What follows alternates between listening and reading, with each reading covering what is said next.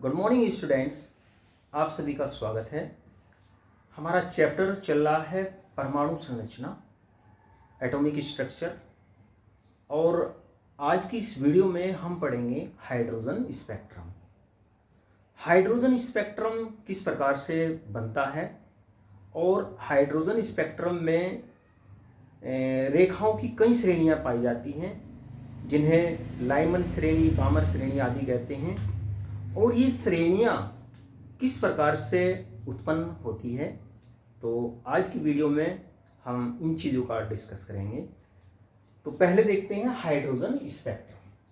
Hydrogen spectrum कहते किसको है, किस प्रकार से बनता है।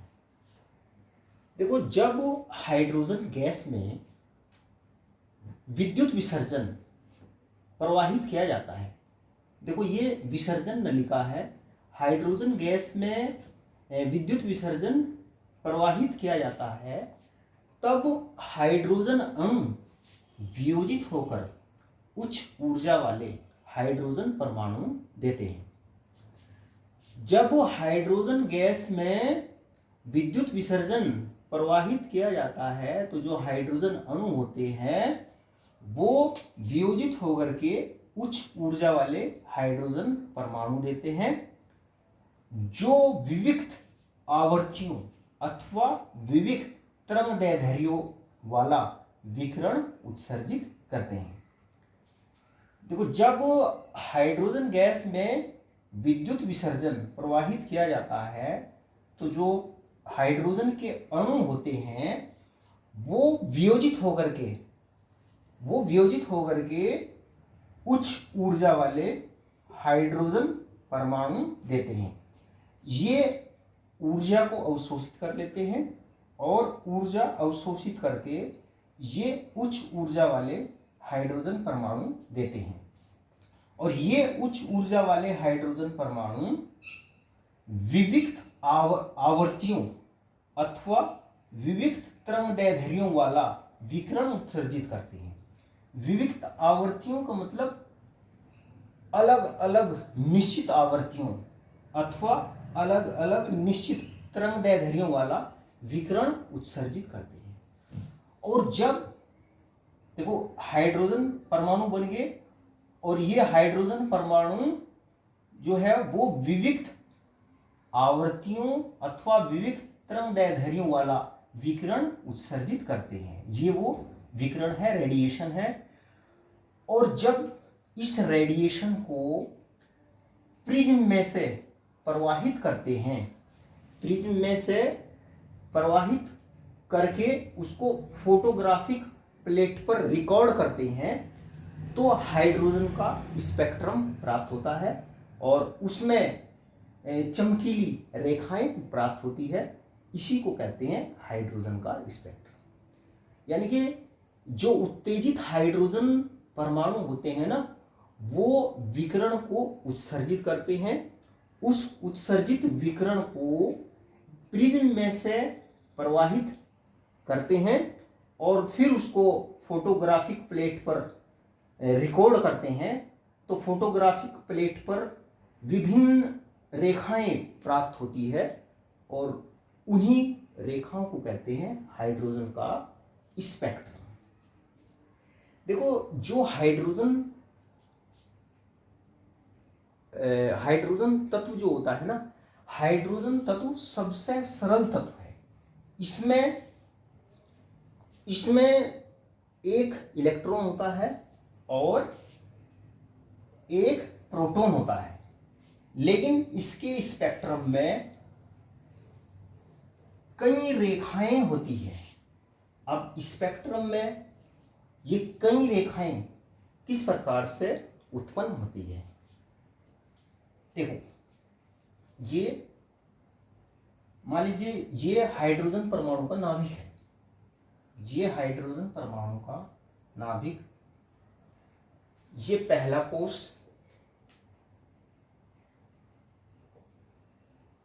हाइड्रोजन परमाणु का नाभिक, ये पहला कोष, दूसरा एनर्जी लेवल, कोष कहे या एनर्जी लेवल, ये तीसरा।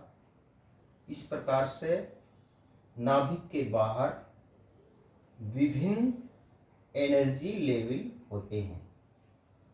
नाभिक के बाहर क्या होते हैं? ये विभिन्न एनर्जी लेवल कहो या कोष कहो या इनको शेल कहिए, ये नाभिक के बाहर होते हैं। और इलेक्ट्रॉन जो होता है वो यहाँ पर पहली कक्षा में होता है। जो हाइड्रोजन परमाणु होता है उसमें क्या होता है? एक प्रोटॉन होता है जो नाभिक बनाता है और एक इलेक्ट्रॉन होता है। अब देखो, ये नाभिक के बाहर का पहला कोष है या पहली अस्थायी कक्षा है। और ये जो कक्षाएं होती है नाभिक के बाहर, ये जो कक्षाएं होती है या जो इनको कहते हैं एनर्जी लेवल। क्या बोलते हैं इनको? Energy level. ये जो इलेक्ट्रॉनिक एनर्जी लेवल होते हैं ये क्वांटित होते हैं। एनर्जी लेवल क्या होते हैं? ये होते हैं क्वांटित, क्वांटाइज्ड। ये क्वांटित होते हैं। देखो, क्वांटित का मतलब क्या होता है? क्वांटित का मतलब होता है इन एनर्जी लेवलों की एनर्जी के निश्चित मान होते हैं। जैसे ये पहला एनर्जी लेवल है, इसका मान अगर हम देखते हैं तो ये होता है -13.6 इलेक्ट्रॉन वोल्ट होता है। दूसरे एनर्जी लेवल का जो मान होता है, दूसरे एनर्जी लेवल का मान होता है, ये होता है -3.4 इलेक्ट्रॉन वोल्ट। और जो इसके बाद वाला एनर्जी लेवल होता है, एनर्जी कैसे निकालते हैं वो बात हम पहले कर चुके हैं।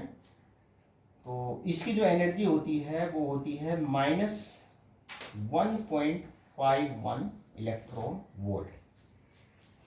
पहला जो एनर्जी लेवल है उसकी एनर्जी इतनी है। और ये दूसरा एनर्जी लेवल, ये पहला, दूसरा एनर्जी लेवल ये है जिसकी एनर्जी है -3.4 इलेक्ट्रॉन वोल्ट, है ना। और ये तीसरा एनर्जी लेवल है जिसकी एनर्जी है -1.51 इलेक्ट्रॉन वोल्ट।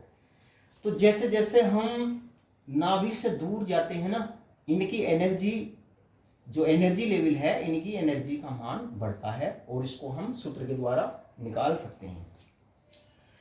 तो ये जो अस्थायी कक्षाएं होती है या जो ये एनर्जी लेवल होते हैं ना, ये इनकी ऊर्जा क्वांटित होती है। मतलब इनकी ऊर्जा के कुछ निश्चित मान हो सकते हैं। इन एनर्जी लेवल की ऊर्जा के केवल कुछ निश्चित मान ही हो सकते हैं। जैसे पहला एनर्जी लेवल है, इसकी एनर्जी इतनी है। दूसरे एनर्जी लेवल की जो एनर्जी है वो इतनी है, -3.4 इलेक्ट्रॉन वोल्ट पर एटम। तीसरे वाले की इतनी है। तो कहने का मतलब ये है कि ये जो एनर्जी लेवल है, ये जो फिक्स्ड ऑर्बिट है, इनकी ऊर्जा जो होती है क्वांटित होती है। इनके कुछ निश्चित मान होते हैं, इनके कुछ विविक्त डिस्क्रीट वैल्यू होती है। केवल कुछ निश्चित मान ही हो सकते हैं। ये नहीं कि मान कुछ भी हो जाए, केवल कुछ निश्चित मान ही हो सकते हैं। तो ये तो बात हुई कि जो एनर्जी लेवल होते हैं उनकी ऊर्जा क्या होती है? उनकी ऊर्जा क्वांटित होती है, अर्थात उनकी ऊर्जाओं के केवल कुछ निश्चित मान ही होते हैं। देखो, जब इस इलेक्ट्रॉन इस पहले ऑर्बिट की जो एनर्जी होती है वो -13.6 इलेक्ट्रॉन वोल्ट होती है। दूसरे एनर्जी लेवल की ऊर्जा इतनी होती है। मतलब इसमें अगर इलेक्ट्रॉन की ऊर्जा इतनी ऊर्जा के बराबर हो जाए ना, तभी इलेक्ट्रॉन इसमें रह सकता है। अगर इलेक्ट्रॉन की ऊर्जा 1.5 इलेक्ट्रॉन वोल्ट हो जाए तो ही, जब इलेक्ट्रॉन की ऊर्जा 1.51 इलेक्ट्रॉन वोल्ट हो जाती है, तब वो इलेक्ट्रॉन इस तीसरे एनर्जी लेवल में रह सकता है, नहीं तो वो नहीं रह सकता। तो ये बात आपकी समझ में आ जानी चाहिए, क्योंकि ये जो ऊर्जा स्तर है इनकी ऊर्जा के कुछ निश्चित मान होते हैं, विविक्त मान होते हैं। देखो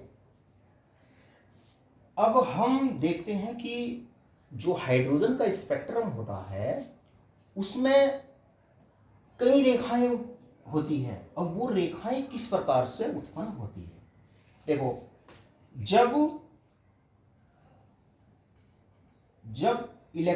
जब परमाणु को ऊर्जा दी जाती है तो इसमें ये जो इलेक्ट्रॉन है ये ऊर्जा अवशोषित करके हाई एनर्जी लेवल में कूद जाता है।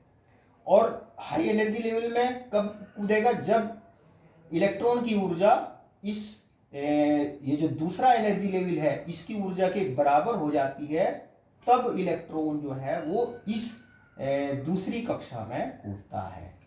दूसरा जो एनर्जी लेवल है, जब इलेक्ट्रॉन की ऊर्जा इस एनर्जी लेवल के बराबर हो जाती है, मतलब इलेक्ट्रॉन इस एनर्जी लेवल के बराबर ऊर्जा अवशोषित करता है, तो वो इस एनर्जी लेवल में कूद जाता है। अब क्योंकि हाई एनर्जी लेवल में इलेक्ट्रॉन जो होता है, परमाणु जो होता है वो अस्थाई नहीं होता, तो इलेक्ट्रॉन अपनी जब मूल कक्षा में आता है उसमें अपनी मूल कक्षा में लौटने की प्रवृत्ति होती है। तो जब इलेक्ट्रॉन अपने मूल कक्षा में आता है तो वो उतनी ही एनर्जी उत्सर्जित करता है जितनी ऊर्जा उसने अवशोषित की थी। और क्योंकि भाई जितनी ऊर्जा इसने अवशोषित की थी, जब ये अपनी मूल अवस्था में आता है, इलेक्ट्रॉन अपनी मूल कक्षा में आता है, तो ये उतनी ही ऊर्जा जो है वो उत्सर्जित करता है। और क्योंकि इस उत्सर्जित ऊर्जा का एक निश्चित मान होता है, या कह सकते हैं ये जो उत्सर्जित ऊर्जा है ये एक निश्चित वेवलेंथ का विकिरण है। उत्सर्जित ऊर्जा क्या है? ये एक निश्चित तरंगदैर्ध्य है, ये एक निश्चित तरंगदैर्ध्य का विकिरण है। और जो एक निश्चित तरंगदैर्ध्य का विकिरण, एक निश्चित वेवलेंथ का जो रेडिएशन होता है वो स्पेक्ट्रम में एक निश्चित रेखा बनाता है। निश्चित तरंगदैर्ध्य का विकिरण स्पेक्ट्रम में क्या बनाता है? एक निश्चित रेखा बनाता है। अब मान लीजिए इलेक्ट्रॉन इस पहले कोष से, ये मान लीजिए यहाँ पर ये चौथा कोष है ना, ये n बराबर 1, ये 2, 3, 4, 5, 6 है ना, ये क्या है? ये क्वांटम संख्याएं हैं या कोष की संख्याएं हैं। देखो मान लीजिए इलेक्ट्रॉन पहले कोष से एनर्जी अवशोषित करके वो यहाँ आ जाता है चौथे कोष में, चौथे एनर्जी लेवल में पहुंच जाता है। अब मान लीजिए वो इलेक्ट्रॉन वो सीधे भी यहाँ से पहले एनर्जी लेवल में आ सकता है, या वो पहले यहाँ पर आता है ना, उसके बाद में फिर तीसरे में आता है, उसके बाद में फिर दूसरे में आता है, उसके बाद में फिर वो पहले में आता है। तो जब इलेक्ट्रॉन एक एनर्जी लेवल से दूसरे एनर्जी लेवल में जाता है ना, तो निश्चित तरंगदैर्ध्य का विकिरण उत्सर्जित होता है, जिससे एक स्पेक्ट्रम में एक रेखा बनती है। देखो जब भी इलेक्ट्रॉन एक एनर्जी लेवल से दूसरे एनर्जी लेवल में जाएगा, मान लो यहां से यहां आता है या यहां से डायरेक्ट वो यहां आता है, एक एनर्जी लेवल से दूसरे एनर्जी लेवल में जाता है ना, तो निश्चित तरंगदैर्ध्य का विकिरण उत्सर्जित होता है, जिससे स्पेक्ट्रम में निश्चित रेखाएं उत्पन्न होती है। तो कहने का मतलब ये है, जब इलेक्ट्रॉन ऊर्जा अवशोषित करके हाई एनर्जी लेवल में चला जाता है, और जब वो हाई एनर्जी लेवल से वापस अपने लो एनर्जी वाले लेवल में जाता है, तो वापस जाने में वो निश्चित प्रकार के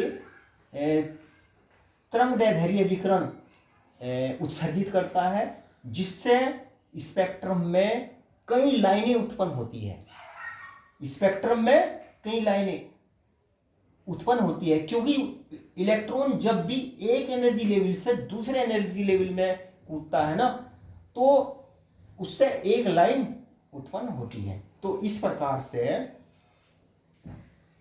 हाइड्रोजन के स्पेक्ट्रम में कई सारी रेखाएं बनती हैं, कई लाइंस बनती है, क्योंकि इलेक्ट्रॉन जो होता है वो हाई एनर्जी लेवल से लो एनर्जी लेवल में आता है। हाई एनर्जी लेवल से लो एनर्जी लेवल में आने के कारण ही हाइड्रोजन के स्पेक्ट्रम में कई रेखाएं उत्पन्न होती है। बामर ने 1885 में एक्सपेरिमेंटल ऑब्जर्वेशन के आधार पर यह बताया कि अगर स्पेक्ट्रमी रेखाओं को तरंग संख्या के द्वारा व्यक्त किया जाए, स्पेक्ट्रमी रेखाओं को तरंग संख्या है ना न्यू बार के द्वारा प्रदर्शित करते हैं। अगर स्पेक्ट्रमी रेखाओं को तरंग संख्या के द्वारा व्यक्त किया जाए, तो हाइड्रोजन स्पेक्ट्रम की दृश्य प्रकाश की दृश्य क्षेत्र की विजिबल रीजन की रेखाओं को इस सूत्र के द्वारा प्रदर्शित किया जाता है। बामर ने यह बताया कि अगर विभिन्न जो स्पेक्ट्रमी रेखाएं होती है उनको तरंग संख्या के द्वारा व्यक्त किया जाए, तो हाइड्रोजन स्पेक्ट्रम की दृश्य क्षेत्र की रेखाओं को इस सूत्र के द्वारा व्यक्त किया जा सकता है। और सूत्र ये है, ये सूत्र ध्यान रखना है, वेव नंबर इक्वल टू बराबर होता है 1/λ के, और या ये बराबर होता है 109,677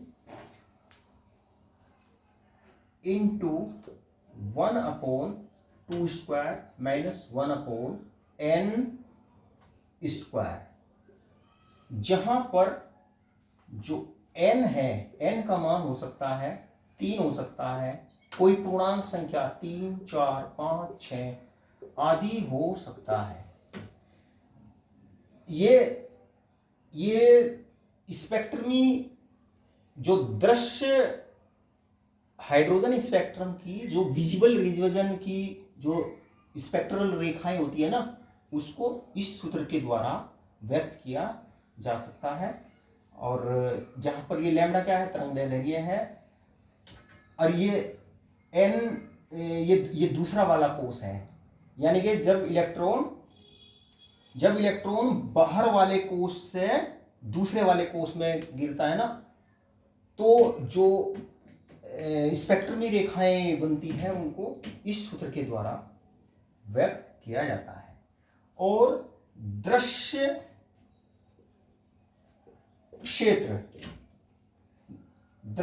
क्षेत्र में हाइड्रोजन स्पेक्ट्रम के दृश्य क्षेत्र में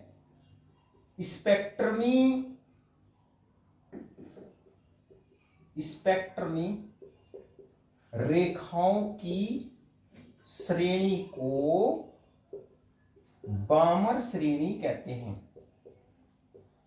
बामर श्रेणी कहते हैं। ये श्रेणी जो विद्युत चुंबकीय विकिरण इलेक्ट्रोमैग्नेटिक रेडिएशन का जो विजिबल रीजन होता है ना, उसमें हाइड्रोजन स्पेक्ट्रम में जो रेखाएं प्राप्त होती है, रेखाओं की जो श्रेणी प्राप्त होती है ना, उसी को कहते हैं बामर श्रेणी। और रिडबर्ग ने, जोहान्स रिडबर्ग ने ये बताया, इसने तो बामर श्रेणी के लिए जो स्पेक्ट्रम में रेखाएं होती है वो किस प्रकार से प्राप्त करते हैं, उसका सूत्र ये है। रिडबर्ग ने, जोहान्स रिडबर्ग ने, क्योंकि रेखाओं की कई श्रेणियां होती है, जैसे बामर श्रेणी, लाइमन श्रेणी और ब्रैकेट श्रेणी, पाश्चन श्रेणी, फुंड श्रेणी, तो जोहान्स रिडबर्ग ने, वैज्ञानिक का नाम यहां लिखता हूं, जोहान्स रिडबर्ग, रिडबर्ग ने हाइड्रोजन स्पेक्ट्रम की सभी श्रेणियों की रेखाओं के लिए ये बताया कि सभी श्रेणी की रेखाओं को इस सूत्र के द्वारा दर्शाया जा सकता है। वेव नंबर बराबर होती है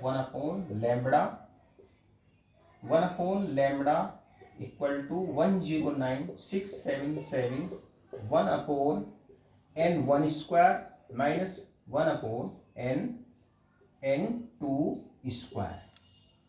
जो हाइड्रोजन स्पेक्ट्रम में विभिन्न रेखाओं की जो विभिन्न श्रेणियां होती है ना, उन सभी श्रेणियों की रेखाओं को इस सूत्र के द्वारा निकाल सकते हैं। और ये सूत्र किसने दिया था? रिडबर्ग ने दिया था। और ये यहां पर है सेंटीमीटर इनवर्स, से पूरा लिखो सेंटीमीटर इनवर्स। तो इस सूत्र को दिया था रिडबर्ग ने। देखो हाइड्रोजन स्पेक्ट्रम में रेखाओं की कई श्रेणियां होती हैं। देखो रेखाओं की वो श्रेणियां लिखते हैं, ये सूत्र नोट करिए। हाइड्रोजन स्पेक्ट्रम में रेखाओं की कई श्रेणियां होती है। श्रेणी जैसे लाइमन श्रेणी, लाइमन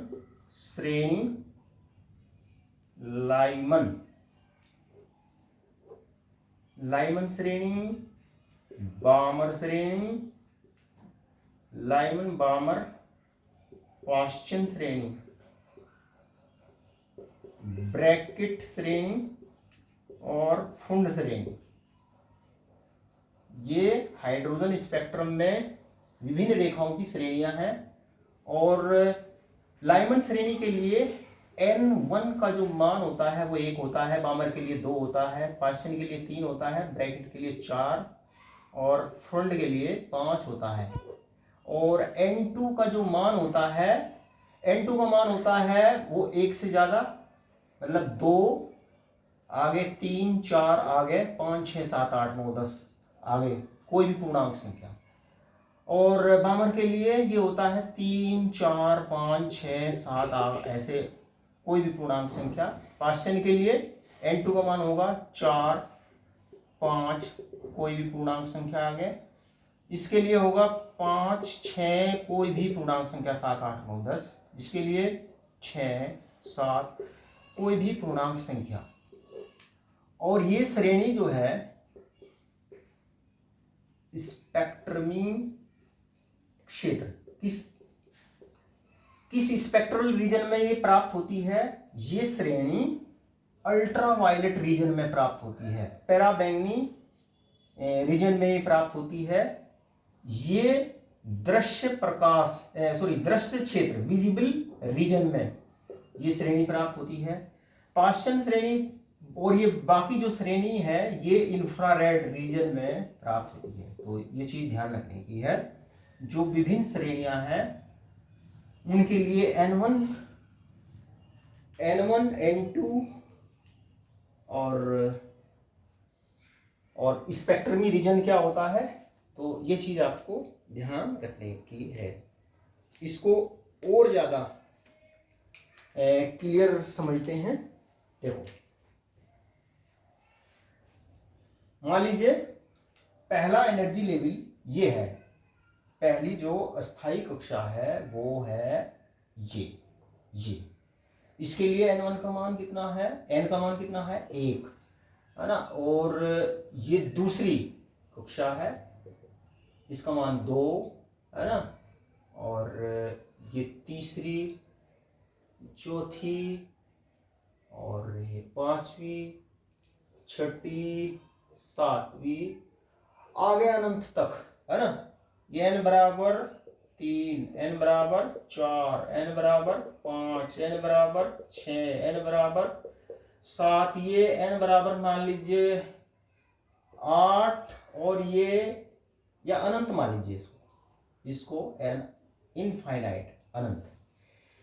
देखो लाइमन श्रेणी कब प्राप्त होती है, लाइमन श्रेणी प्राप्त होती है जब इलेक्ट्रॉन पहले एनर्जी लेवल में, जो हाई एनर्जी लेवल होते हैं ना, कोई से भी नंबर का हाई एनर्जी लेवल हो, इलेक्ट्रॉन पहले एनर्जी लेवल में आता है। किसी भी इलेक्ट्रॉन जो है वो एनर्जी एब्जॉर्ब करके हाई एनर्जी लेवल्स में चला जाता है, और हाई एनर्जी लेवल्स में वो ऊर्जा को उत्सर्जित करके वो पुनः पहले शेल में आता है, तो बनती है लाइमन श्रेणी, है ना। जब दूसरे से पहले में आएगा, है ना, तीसरे से पहले में आएगा, या चौथे से पहले में आएगा, या पांचवे से पहले में आएगा, या छठे से पहले में आएगा, तो क्या कौन सी श्रेणी बनेगी, ये बनेगी लाइमन श्रेणी, है ना। और या ऊपर तक दिखा सकते हैं, यहां तक अनंत से पहले कोश में आता है। मतलब लाइमन श्रेणी के लिए जो n1 का जो मान होता है ना, वो क्या होता है, 1 होता है, और n2 का मान कुछ भी हो सकता है। अच्छा, बामर श्रेणी के लिए ये कौन सी श्रेणी है, लाइमन श्रेणी। और लाइमन श्रेणी बनती है अल्ट्रा वायलेट रीजन में, पैराबैंगनी रीजन में ये श्रेणी प्राप्त होती है। अच्छा, और बामर श्रेणी कब प्राप्त होती है, जब उत्तेजित इलेक्ट्रॉन ऊर्जा को उत्सर्जित करके दूसरे शेल में, दूसरे एनर्जी लेवल में आता है। मान लीजिए तीसरे से यहाँ दूसरे में आया, चौथे से दूसरे में आया, पांचवे से दूसरे में, छठे से दूसरे में, इसी प्रकार से सातवें, आठवें, मतलब हाई एनर्जी लेवल अनंत तक ले सकते हैं। वहां से इलेक्ट्रॉन दूसरे में आता है, तो ये बामर श्रेणी बनती है, और ये बामर श्रेणी दृश्य क्षेत्र में बनती है, दृश्य क्षेत्र में, विजिबल रीजन में बनती है। और जो पाश्चन श्रेणी होती है, पाश्चन श्रेणी के लिए n का मान 3 होता है, मतलब इलेक्ट्रॉन हाई एनर्जी लेवल से तीसरे एनर्जी लेवल में आते हैं। इलेक्ट्रॉन जो है वो हाई एनर्जी लेवल से, मान लीजिए यहां से वो यहां आते हैं, तीसरे में गिरते हैं, है ना, तीसरे में। तो इस प्रकार से ये प्राप्त होती है क्या, पाश्चन श्रेणी, पाश्चन श्रेणी बनती है। और ये पाश्चन श्रेणी इंफ्रारेड रीजन में बनती है। इसी प्रकार से हम ब्रैकेट श्रेणी को दिखा सकते हैं। इसके लिए n1 का मान क्या होता है, 4, यानी कि इलेक्ट्रॉन हाई एनर्जी लेवल से चौथे में आता है, हाई एनर्जी लेवल से चौथे में, हाई एनर्जी लेवल से चौथे में, हाई एनर्जी लेवल से चौथे में। इसी प्रकार से फुंड श्रेणी के लिए n1 का मान जो होता है वो 5 होता है। तो इस प्रकार से जब इलेक्ट्रॉन हाई एनर्जी लेवल से वापस लो एनर्जी लेवल में आता है, तो विभिन्न रेखाएं बनती है, और विभिन्न रेखाओं की श्रेणियां प्राप्त होती है। और देखो सूत्र आपने अभी ये नोट किया कि जो विभिन्न ये जो श्रेणियां हैं, इनकी रेखाओं को अगर हम तरंग संख्या के द्वारा प्रदर्शित करें, तो इन रेखाओं को हम इस सूत्र के द्वारा नोट कर सकते, व्यक्त कर सकते हैं। सूत्र क्या है, अभी मैंने आपको बताया था, ये तरंग संख्या बराबर 1/λ बराबर 109,677 1/n1² minus 1/n2² centimetre inverse. और या इस सूत्र को हम इस प्रकार से भी लिखते हैं, वेव नंबर बराबर तरंग संख्या या स्पेक्ट्रल लाइन की संख्या बराबर होती है 1/λ बराबर r/z² upon into 1/n1² minus 1/n2² पर सेंटीमीटर। देखो ये जो सूत्र है, देखो हाइड्रोजन के लिए तो जेड का मान 1 होता है ना। ये रिडबर्ग कांस्टेंट है 109,677, ये क्या है, रिडबर्ग कांस्टेंट है। अगर इसमें जेड का मान हाइड्रोजन के लिए 1 रखे तो सूत्र यही आता है। और ये जो सूत्र है, जो एक इलेक्ट्रॉन तंत्र होते हैं जिनमें इलेक्ट्रॉनों की संख्या 1 होती है, ये सूत्र उन्हीं पर लागू होता है। अच्छा, एक चीज और देखिए,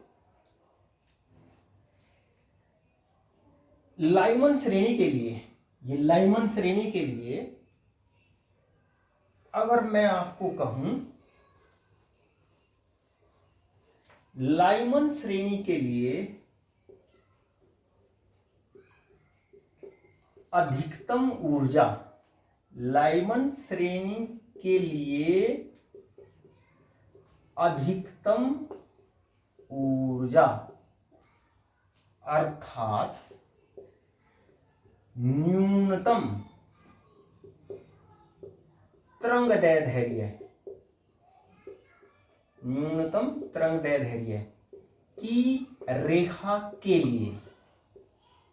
लिए n1 और n2 का मान क्या होगा। तो क्या होगा, देखो n1 का तो मान 1 होगा लाइमन श्रेणी के लिए, n1 का मान क्या होगा, 1 होगा। और n2 का मान क्या होगा, मतलब अधिकतम ऊर्जा की लाइन कब प्राप्त होगी, जब इलेक्ट्रॉन अनंत इनफाइनाइट से, है ना, इनफाइनाइट से पहले एनर्जी लेवल में आता है। क्योंकि जो एनर्जी लेवल की जो ऊर्जा होती है वो नाभिक से दूरी बढ़ने के साथ में बढ़ती है। तो जब इलेक्ट्रॉन अनंत से पहले शेल में गिरता है तो जो उसकी ऊर्जा होती है वो अधिकतम होती है ना। और n2 का मान होता है इनफाइनाइट। तो लाइमन श्रेणी के लिए अधिकतम ऊर्जा या कहें न्यूनतम तरंगदैर्ध्य की रेखा के लिए, और इसको लिमिटिंग लाइन भी कहते हैं, सीमांत रेखा भी इसको कहते हैं। सीमांत रेखा कौन सी होती है, जब इलेक्ट्रॉन अनंत से पहले एनर्जी लेवल में आता है। अच्छा, अगर मैं आपको कहूं लाइमन श्रेणी के लिए, देखो जब ऊर्जा अधिकतम होती है ना तो तरंगदैर्ध्य न्यूनतम होती है, जब ऊर्जा न्यूनतम होती है तो तरंगदैर्ध्य अधिकतम होती है। अगर मैं कहूं लाइमन श्रेणी के लिए,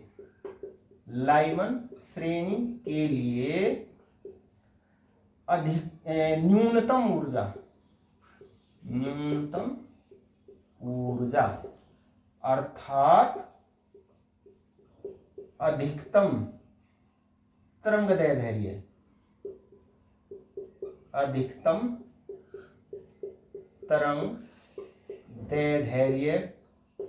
की रेखा के लिए n1 और n2 का मान क्या होगा। देखो n1 का मान कितना होगा, n1 का तो मान 1 ही होगा। n2 का मान क्या होगा, n2 का मान होगा, न्यूनतम ऊर्जा कब होगी, जब देखो पहला कोष तो यही है, जब इलेक्ट्रॉन यहाँ दूसरे कोष से यहाँ आता है तो न्यूनतम ऊर्जा की लाइन प्राप्त होती है ना। यानी कि न्यूनतम ऊर्जा या कहे अधिकतम तरंगदैर्ध्य की रेखा के लिए n1 का मान 1 होता है, n2 का मान 2 होता है।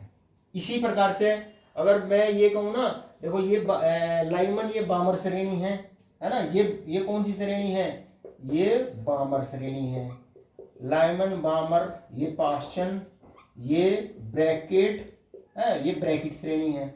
अगर बामर श्रेणी के लिए कहूं अधिकतम तरंग दैर्ध्य की ऊर्जा या न्यूनतम तरंग दैर्ध्य की रेखा के लिए N1 का मान कितना होगा, N1 का मान 2 होगा और N2 का मान इनफाइनाइट होगा बामर श्रेणी के लिए। इसी प्रकार से बामर श्रेणी के लिए न्यूनतम ऊर्जा अर्थात अधिकतम तरंग दैर्ध्य की रेखा के लिए N1 का मान क्या होगा, N1 का मान तो 2 होगा और N2 का मान कितना होगा, N2 का मान 3 होगा। तो प्यारे विद्यार्थियों, आज मैंने आपको बताया हाइड्रोजन स्पेक्ट्रम क्या होता है और हाइड्रोजन स्पेक्ट्रम में जो विभिन्न श्रेणियां होती हैं वो किस प्रकार से उत्पन्न होती है। तो प्यारे विद्यार्थियों, मैं समझता हूँ आज के टॉपिक से आपको बहुत फ़ायदा होगा। आज के लिए इतना ही। वीडियो अच्छा लगे तो लाइक करना, शेयर करना, चैनल को सब्सक्राइब करना। चैनल का नाम chemistry bye Ashok Kumar. Thank you, नमस्कार।